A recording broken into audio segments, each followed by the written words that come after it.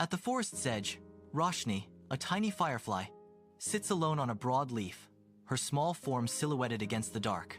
All around her, a joyous dance of lights as other fireflies blink merrily, their carefree play highlighting Roshni's isolation.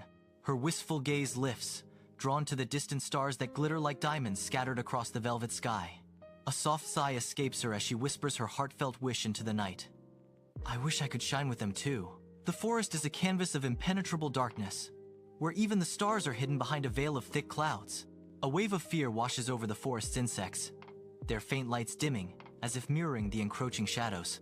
Roshni, with newfound resolve, takes a deep breath and ignites her inner light, a beacon against the oppressive night. Her radiant glow spreads, awakening the leaves and flowers as the forest path shimmers back to life, filling the other insects with awe.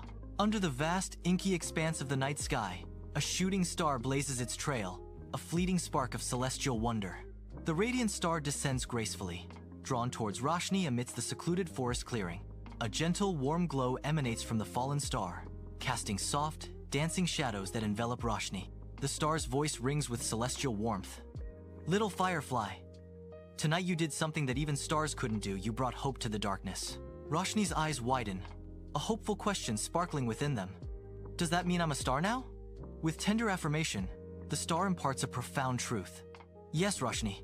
To be a real star, you don't need to live in the sky. You only need light in your heart.